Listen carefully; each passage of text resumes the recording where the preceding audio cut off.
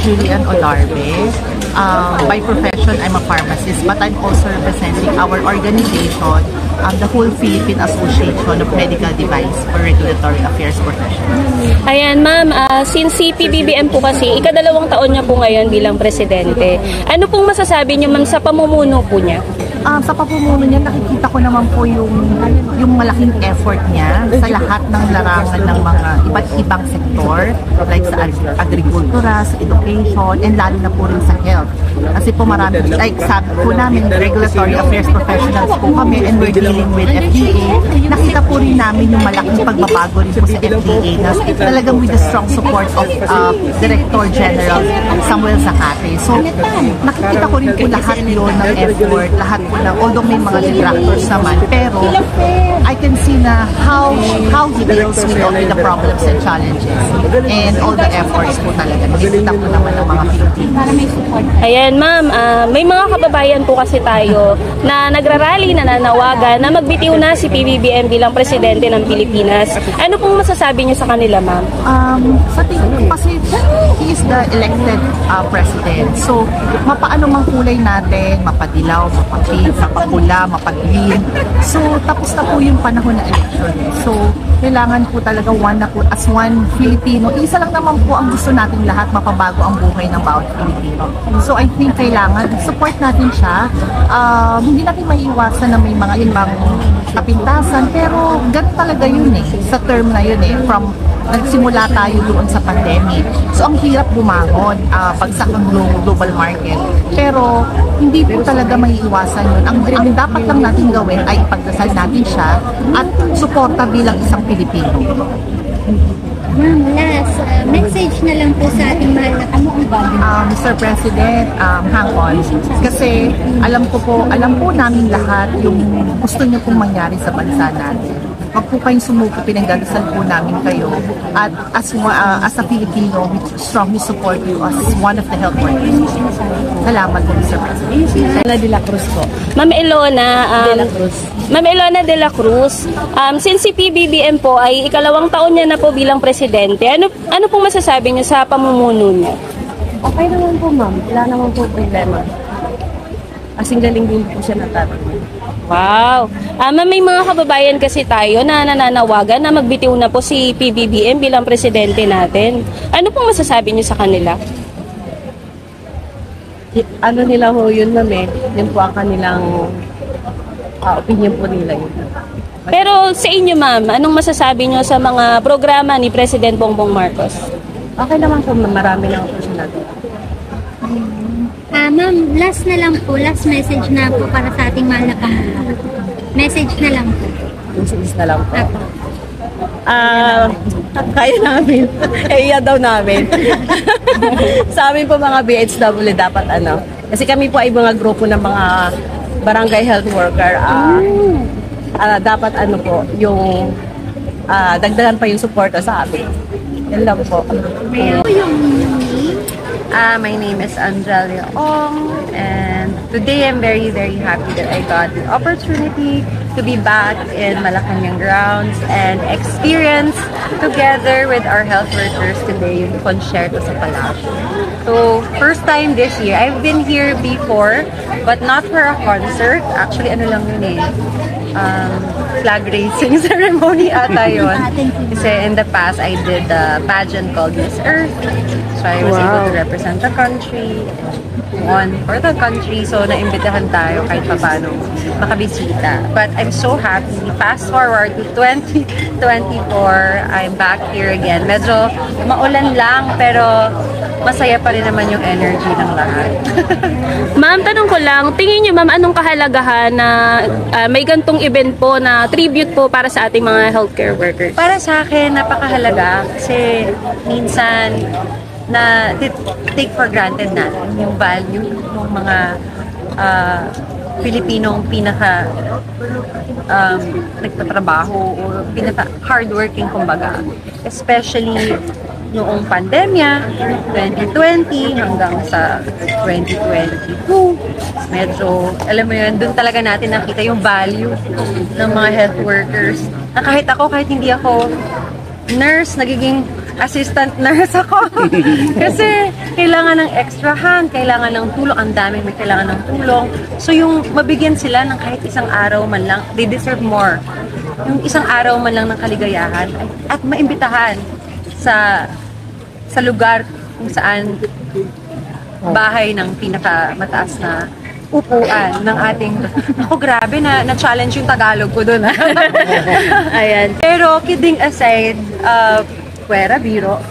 Ako kasi lumaki ako sa tita kong doktora, may mga best friend akong doktora. So alam ko yung hirap na pinagdadaanan nila araw-araw. And to have a day na i-celebrate sila at bigyang pugay at i-entertain.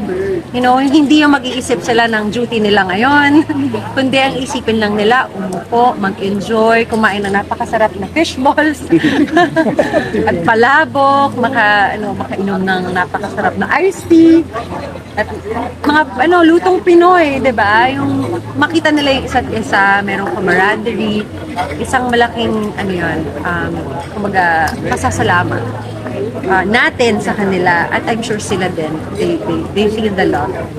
So yun. Ma'am, last po, message na lang po sa ating mahal na Pangulo for this event. Yes, hi Tito! It's been a while. Hi Tita Lam also, kumusta? Message, congratulations! I haven't seen you guys here ever. Last time I saw you, hindi pa sila kasi presidente, no? I am friends with the family naman, and yeah, congratulations po, and sana this is not the last time I'll see you guys. I think Tita Lam I saw last year pa sa Dinagyang. But again, hopefully tonight, if ever before I leave, I get to catch you guys. I get to say thank you in person for doing something as beautiful as this. Cecil Matienzo from the FDA also. Ayan, Ma'am Cecil, since 2 years na po kasi si President Bongbong Marcos bilang presidente, ano pong masasabi niyo sa pamumuno po niya?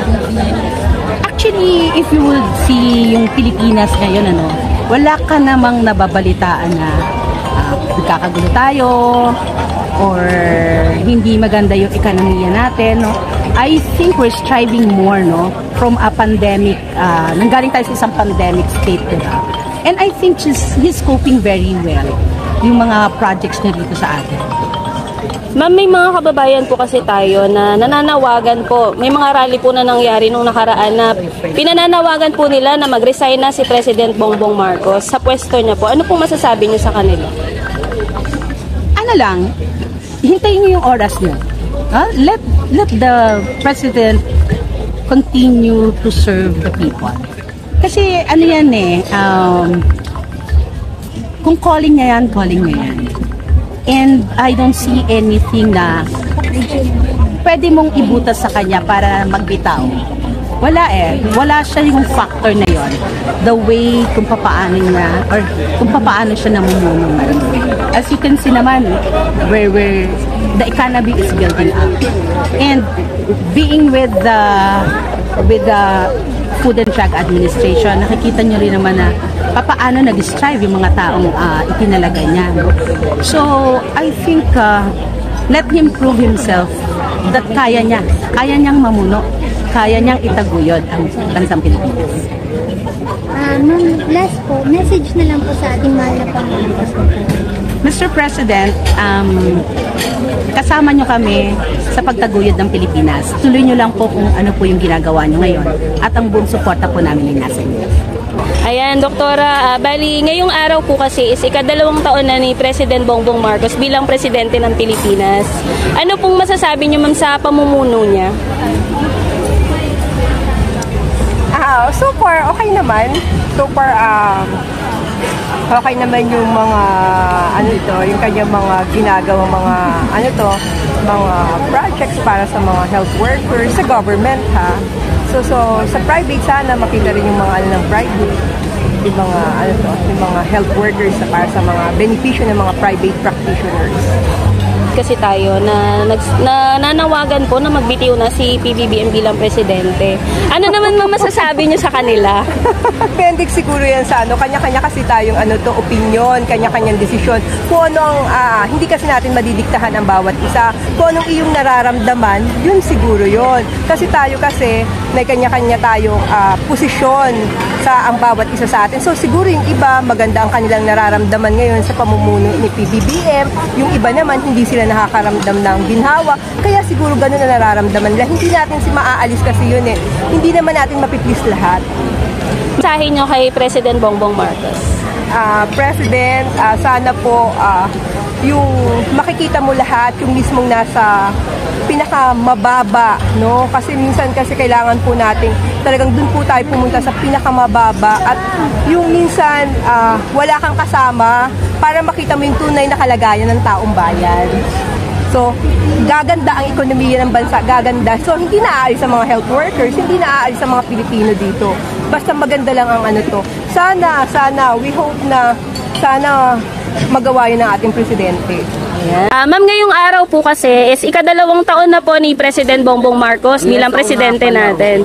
Yes, ma'am. Ano pong masasabi niyo po sa pamumuno niya? Abay, di makikita mo ang lakas ng ating presidente at siya'y tuloy-tuloy sa kanyang bagong Pilipinas. Tinuturuan niyo tayo maging bagong Pilipino. Makikita mo naman sa programa ng kalinisan at kaayusan, ng kadiwa, sa mga bagay-bagay na ibinababa ang mga serbisyo sa taong bayan. Hindi na kailangan lumapit, ibinababa na lahat. Ang lahat ng programang ito. Nag-iikot si Presidente sa buong Pilipinas. Kaya yun, sumuporta tayo at pagsama-sama tayo tungo sa bagong Pilipinas. Maraming salamat po at mabuhay ang ating samahan. Ayan, mensahe niyo kay PBBM. Sir, wag po kayong mawawala ng loob sa pagod. Dapat to lagi kayong maging malusog, masaya at tuloy-tuloy lang po ang inyong serbisyo. Lahat po kami ay sumasaludo sa inyo at kami po ay sumusuporta sa lahat ng gawain niyo. Maraming salamat po. Mabuhay po kayo sa Ayan, maraming salamat. Yung kahalagahan ng ganitong klaseng pagkilala sa ating mga healthcare workers. Okay, mahalaga po ito siya para sa amin, especially ako ay isang worker kasi nabigyan po kami ng pansin ang importansya ng ating presidente. It's a form of or a way of relaxation for us, especially for me. I came from faraway province in Mindanao po sa Misamis Occidental and I felt honored po na in Misamis Occidental nabigyan kami ng pansin. We were invited to participate in this kind of event. So masaya, nakaka-relax kasi it's a once-a-lifetime experience for me especially po. Good afternoon po, I am Al Joseph Guantero, City Health Officer po ng Oroquieta City, Misamis Occidental. Ayan, sir, ngayong araw po kasi ay ikadalawang taon na ni President Bongbong Marcos bilang presidente ng Pilipinas. Sir, ano pong masasabi nyo sa pamumuno niya? Si Presidente Marcos po, ramdam po namin yung mga benepisyo na ibibigay niya, especially po si President, siguro if I'm not mistaken, last year nakapunta po siya sa province namin, no? Siya mismo namimigay. Ramdam po namin yung mga benepisyo na binibigay niya, not just for us the health workers but in other sectors as well. Lang sir, kung anong masasabi nyo dun sa mga kababayan natin. May mga ilang kababayan kasi po tayo na nagsasabing magbitiw na si PBBM bilang presidente. Ano lang sir yung masasabi nyo sa kanila?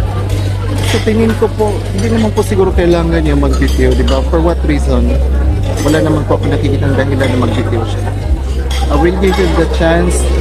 Nasa 2 years pala naman lang siya. So, we still have the chance or may maraming pagkakataon pa na pwede niyang maipakita more yung mga anong gusto niyang gawin sa ating bansa. Ayan, sir, last na lang po, ano pong mensahe niyo sa mahal na Pangulo? To our President, maraming salamat po sa lahat ng mga tulong niyo, mga benepisyong na ibibigay niyo po sa ating mga kababayan.